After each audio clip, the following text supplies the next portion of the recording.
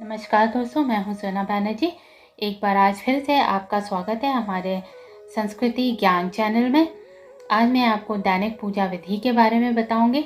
दैनिक पूजा विधि मतलब रोज़ में हम जो पूजा करते हैं वो किस प्रकार से की जानी चाहिए और उनके तरीके कैसे होने चाहिए। सबसे पहले तो आपको तिथि का निर्धारण करना होगा। आप लोग सोचेंगे कि ये तिथि क्या होती है, तो मैं आज आपको सब कुछ एक डेमो के फॉर्म में दिखाऊंगी। जैसे कि आपको ये एक पंचांग दिख रहा होगा।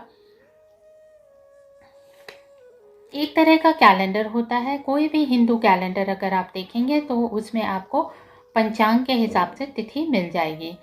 तिथि का मतलब होता है कौन सा मास चल रहा है, कौन सा पक्ष चल रहा है, कौन सा व्रत या त्यौहार पड़ रहा है और किस समय पड़ रहा है और वो दिन कौन सा है, यानी कि कौन सा वार है। जैसे कि आज का दिन मंगलवार है और आज के महीना जो है मंगलवार का दिन महीने अगहन में पड़ रहा है या मार्गशीर्ष बोलते हैं जिसे, उसमें पड़ रहा है। इंग्लिश कैलेंडर के हिसाब से ये नवंबर मंथ चल रहा है, लेकिन हिंदू पंचांग के हिसाब से अगर हम देखें तो अगहन मास का मंगलवार का दिन है। और तिथि जैसे कि मैं आपको बता ही चुकी हूँ, पंचांग इस तरह से पंचांग में देख के आप तिथि बता सकते हैं। आज की तिथि 22 नवंबर है और मास जो है अगहन का मास है, वार मंगलवार है। आज के दिन शिव चतुर्दशी व्रत है और आज के दिन कोई विशेष त्यौहार नहीं है। कुछ लोग आज के दिन मंगलवार का उपवास रख सकते हैं और जो शिव जी को मानते हैं वे आज के दिन शिव चतुर्दशी का व्रत कर सकते हैं। व्रत के लिए समय का ज्ञान होना बहुत ज़रूरी है। आज की तिथि जो है वो 13 कृष्ण पक्ष की पड़ रही है। 13 और 14 रात के 10:35 बजे से जो है वो बुधवार की तिथि शुरू हो जाती है, यानी कि अमावस्या शुरू हो जाती है। तो इस प्रकार आप पंचांग में देख के तिथि निर्धारित कर लें। इसके बाद आप आता है आप किस इष्ट की या किस भगवान की पूजा करते हैं। रोज़ में आप किसी भी भगवान की पूजा कर सकते हैं, लेकिन जैसे कि मैंने बताया या तो आप तिथि के हिसाब से कर सकते हैं। जैसे कि आज मंगलवार 22 नवंबर 2022 को शिव चतुर्दशी व्रत पड़ रहा है तो आप शिव जी की उपासना कर सकते हैं, या फिर आप मंगलवार है तो हनुमान जी की उपासना कर सकते हैं, और या फिर कोई आप विशेष तरह का त्यौहार मनाते हैं आपके आसपास के इलाकों में तो आप उस हिसाब से व्रत या त्यौहार भी कर सकते हैं। काफ़ी लोग ये जानना चाहते हैं कि अगर हम कोई व्रत या त्यौहार करते हैं या रोज़ में हम जो पूजा करते हैं उसमें किन भगवान की पूजा करनी चाहिए। तो देखिए, यदि कोई व्रत या त्यौहार पड़ रहा है तो हमें पता होता है कि कौन से भगवान की पूजा करनी है। जैसे आज के दिन शिव चतुर्दशी व्रत पड़ रहा है तो आप शिव जी की पूजा कर सकते हैं। उसके लिए हम ये देखेंगे कि अगर हमें शिव जी की पूजा करनी है या हनुमान जी की पूजा करनी है, चूँकि आज का दिन मंगलवार है, तो हम किस प्रकार से करेंगे। तो मैं आपको एक बहुत छोटा सा उदाहरण दूंगी। जैसे अगर आप शिव जी की पूजा कर रहे हैं तो ये देखिए सामने, ये एक छोटा सा शिवलिंग है जिस पे एक नाग स्थापित किया हुआ है और इसकी पूजा आप घर में भी कर सकते हैं या आप एक मंदिर में भी जाके शिव जी की पूजा कर सकते हैं। वैसे तो हर घर में शिवलिंग की स्थापना नहीं होती है, तो इसके लिए आप एक फ़ोटो में शंकर पार्वती की पूजा भी कर सकते हैं। अब फ़ोटो का एग्जाम्पल मैं आपको दूंगी। फ़ोटो किस प्रकार के होते हैं, जैसे आप ये देखेंगे, ये फ़ोटो राधा माधव का फ़ोटो है। तो इस प्रकार आप फ़ोटो की भी पूजा कर सकते हैं। कोई ज़रूरी नहीं है कि आपके पास मूर्ति हो। अगर मूर्ति नहीं है और मूर्ति की ही पूजा करनी है तो आप मंदिर जाके भी पूजा कर सकते हैं। कुछ लोग गुरु दीक्षित होते हैं, यानी अपने गुरुओं से दीक्षा दी हुई होती है, तो उस केस में भी आप जो है फ़ोटो की पूजा कर सकते हैं। या फिर इस तरह से मैं आपको दिखाऊंगी, छोटी सी मूर्ति आप, ये जैसे मैं आपको दिखा रही हूँ साईं बाबा की मूर्ति है, ऐसी एक छोटी सी मूर्ति स्थापित कर सकते हैं अपने घर के ही मंदिर में, और या फिर किसी भी पास के साईं बाबा के मंदिर में जाके भी पूजा की जा सकती है। और भी आपको उदाहरण दूंगी किस तरह की मूर्तियाँ रखी जा सकती हैं।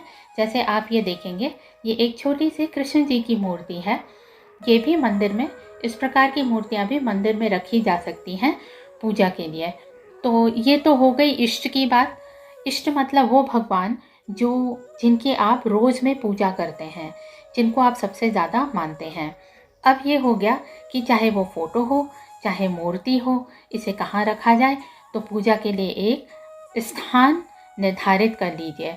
वैसे तो उत्तर या उत्तर पूर्व दिशा में ही मंदिर होना चाहिए घर का, और उसी दिशा में पूजा होनी चाहिए।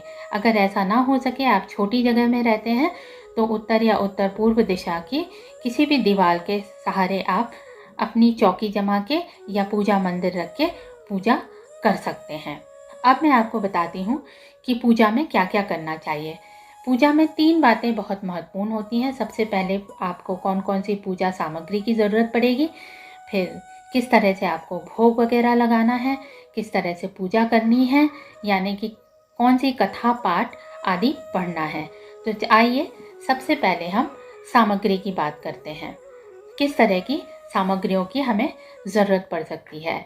सबसे पहला तो मैं आपको दिखाऊंगी कि जब हम पूजन सामग्री की बात करते हैं तो सबसे सरल ये होता है कि हम एक पूजा की थाली निर्धारित कर लें, कि हम पूजा के बर्तन अलग रखें, तो उन्हें धोने में और उन्हें संभाल के रखने में भी, और हमें जब पूजा करनी हो तो हमें आसानी हो। तो ये देखिए दोस्तों, ये एक छोटी सी आपको थाली दिखा रही हूँ। इसमें आप देखेंगे अगरबत्ती के लिए जगह बनी हुई है, छोटे छोटे 2 पॉट बने हुए हैं, एक दिया के लिए पॉट बना हुआ है, और बीच में आप देखेंगे रोली चावल सिंदूर वगैरह के लिए एक छोटा सा केस बना हुआ है, और थोड़ा सा जल हाथ में लेने के लिए, जल के लिए ग्लास भी बना हुआ है। इस तरह की सामग्री रखने से क्या होता है कि हमें बहुत आसानी हो जाती है, हमारा सामान इधर उधर फैलता नहीं है, और हम निर्धारित समय पे ठीक तरीके से पूजा कर पाते हैं। थाली के अलावा आपको जिस तरह की आप पूजा कर रहे हैं, वो आपको सबसे पहले निर्धारित करना है कि उसमें आपको कलश की ज़रूरत पड़ सकती है, अगर तो कलश की स्थापना करनी है। जल चढ़ाने के लिए, अगर आप तुलसी की पूजा कर रहे हैं तो लोटे की ज़रूरत पड़ेगी पानी डालने के लिए। अगर आप भोग लगाएंगे या आरती गाएंगे तो आपको घंटी की या मंजीरों की ज़रूरत पड़ सकती है। आपको बजाने के लिए शंख वगैरह की ज़रूरत पड़ सकती है। ये देखिए, ये एक शंख दिखा रही हूँ मैं आपको। ये 2 तरह का काम करता है, ये बजाने के काम भी आता है और ये पानी वगैरह चढ़ाने के काम भी आता है। अगर आपको इसके अलावा और भी छोटा मोटा हवन करना हो घर ही पे, तो ये देखिए एक छोटा सा मैं आपको एक इलेक्ट्रॉनिक डिवाइस दिखा रही हूँ। ये इलेक्ट्रॉनिक यज्ञ वेदी है, जिसमें आप हवन सामग्री डाल के हवन भी कर सकते हैं। ऐसी छोटी छोटी सामग्रियों की व्यवस्था अगर आप पहले से करके रखेंगे तो आपको पूजा करने में बेहद ही आसानी होगी। तो दोस्तों, अब आती है भोग या प्रसाद की बात। भोग में आप जो भी चढ़ाना चाहते हैं, वैसे तो रोज के भोग में आपको फल फूल, जल, दूध, बेलपत्र वगैरह आदि चीज़ों की ज़रूरत पड़ेगी। लेकिन इसके पहले, भोग लगाने के पहले आपको बहुत सी चीज़ें अर्पित करनी होती हैं, जैसे धूप, दीप, दिया, बाती आदि चीज़ों की भी ज़रूरत पड़ सकती है। हवन सामग्री हो गई, कपूर हो गया, अगरबत्ती हो गई, ये सब जो भी जलाना है ये भोग लगाने के पहले हमको करना चाहिए। और 2 बातें आपको ध्यान रखनी है। प्रसाद जो है हम जाके मंदिर में भी चढ़ा सकते हैं, लेकिन जब हम भोग की बात करते हैं तो वो घर पे ही पूरी तरह से सात्विक रूप से बना हुआ होना चाहिए। भोग में आप बहुत आसान सी चीज़ें कर सकते हैं, जैसे दूध का भोग लगा सकते हैं, मक्खन का भोग लगा सकते हैं, मिश्री का भोग लगा सकते हैं, मिठाई का भोग लगा सकते हैं, पंचामृत बना सकते हैं। उन सब चीज़ों के लिए मैं आपके लिए एक अलग वीडियो बनाऊंगी कि किस तरह से भोग के व्यंजन बनाए जा सकते हैं। तो पंचामृत चढ़ाया जा सकता है, पंच मेवा चढ़ाई जा सकती है, यानी कि 5 तरह के ड्राई फ्रूट चढ़ा सकते हैं, 5 तरह के आप पत्र चढ़ा सकते हैं, 5 तरह के आप फल चढ़ा सकते हैं। और भोजन जैसे मैंने कि कहा सात्विक होना चाहिए, उसमें प्याज लहसुन वगैरह नहीं होना चाहिए। तो ये तो हो गई भोग और प्रसाद की बात। उसके बाद आप भोग या प्रसाद खुद भी ग्रहण कर सकते हैं और दूसरों में बांट भी सकते हैं। अब आखिरी चीज़ जो आपको समझनी है रोज़ की पूजा विधि में, वो यह है कि आपको कथा करनी है या पाठ करना है या आरती करनी है या मंत्र जाप करना है। बहुत से लोग धूप दिया बाती वगैरह दिखा के मंत्र जाप करने की विधि फॉलो करते हैं। मंत्र जाप करने के लिए आपको, जैसा कि मैं बताऊं, ये एक तरह की माला है, ये तुलसी की माला है, रुद्राक्ष की भी माला हो सकती है, मोती की भी माला हो सकती है। आपका जो भी मंत्र है, जैसे ओम नमः शिवाय का जाप करेंगे या आप हरे कृष्ण महामंत्र का जाप करेंगे या किसी और भगवान का मंत्र का जाप करेंगे, ओम नमो भगवते वासुदेवाय, तो 108 बार इस माला पे आप जाप कर सकते हैं। उसके बाद जैसे कि मैंने कहा कि आप अगर राम दरबार की पूजा कर रहे हैं तो ये देखिए, आप इस तरह से रामायण मन का 108 आता है, वो भी पढ़ सकते हैं। अगर आप हनुमान जी की पूजा कर रहे हैं तो आप इस तरह से सुंदरकांड पढ़ सकते हैं। अगर आप सत्यनारायण की कथा कर रहे हैं तो ये देखिए, ये इस तरह की कथा की किताबें आती हैं, आप सत्यनारायण की कथा का पाठ भी कर सकते हैं। अगर आप चालीसा पढ़ना चाहते हैं तो आप इस तरह का चालीसा की किताब भी पढ़ सकते हैं। इसके पहले कि मैं दूसरी सामग्रियों के बारे में आपको बताऊं, एक चीज़ मैं आपको बहुत क्लियर कर दूं, मैंने आपको शिवलिंग दिखाया था, एक छोटा सा, जो रखा जा सकता है घर में, लेकिन इसको, शिवलिंग को तुलसी जी के पास नहीं रखा जाता है, इसको आप मंदिर में ही रखेंगे।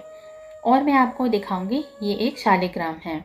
ये शालिग्राम जो है, हमेशा अगर आप घर में रखना चाहें तो रख सकते हैं, इनकी पूजा भी की जा सकती है, लेकिन इन्हें हमेशा तुलसी जी के पास ही रखा जाना चाहिए। बहुत लोगों का ऐसा मानना होता है घर में गंगा जल होना बहुत अधिक महत्वपूर्ण होता है, तो पूजा स्थान पे आप इस तरह की छोटी सी एक गंगा जल ही रख सकते हैं, नहीं तो बाज़ार में बॉटल में भी गंगा जल मिलता है जो कि आप पूजा के लिए उपयोग कर सकते हैं। तो ये तो हो गई दोस्तों आज की पूजा और विधि की बातें। आशा है आपको हमारा वीडियो अच्छा लगा होगा। इसके पहले कि मैं आपसे आज्ञा लूँ, और दो बातें आपको समझा दूँ कि पूजा आप अपने घर में कोई जगह बना लें, स्थान बना लें। अगर आपके पास मंदिर नहीं है तो भी चौकी लगा के जहाँ भी आप बैठ के पूजा करेंगे, या तो आप बैठ के पूजा करेंगे या कुर्सी रख लें अगर आप नीचे नहीं बैठ सकते हैं, या फिर खड़े होके भी पूजा कर सकते हैं। लेकिन एक चीज़ आपको बहुत ध्यान रखनी है, वो पहले कि पूजा करते समय आप पूजा बीच में छोड़ के कहीं ना जाएं। दूसरी चीज़, अगर आप मंत्र का जाप कर रहे हैं तो बीच में ना उठें, बीच में ना बोलें किसी और से। और अगर आप आरती कर रहे हैं तो आरती के बीच में भी आरती छोड़ के ना जाएं। कई बार आरती में ये भी ज़रूरत पड़ती है कि आपको परिक्रमा करनी होती है, जैसे तुलसी के पौधे की अगर आप आरती उतार रहे हैं तो आरती करने के बाद 7 बार परिक्रमा करनी होती है। और यदि तो आप कथा पढ़ रहे हैं तो कथा या पाठ पूरा होने के बाद ही उठें, बीच में कथा या पाठ को ना छोड़ें। तो दोस्तों, आशा है आपको ये वीडियो सरल और आसान लगा होगा। यदि आपके फिर भी कोई प्रश्न उत्तर रह जाते हैं तो कमेंट बॉक्स में प्लीज़ कमेंट छोड़िए और हमारे वीडियो को लाइक, सब्सक्राइब और शेयर ज़रूर करिए।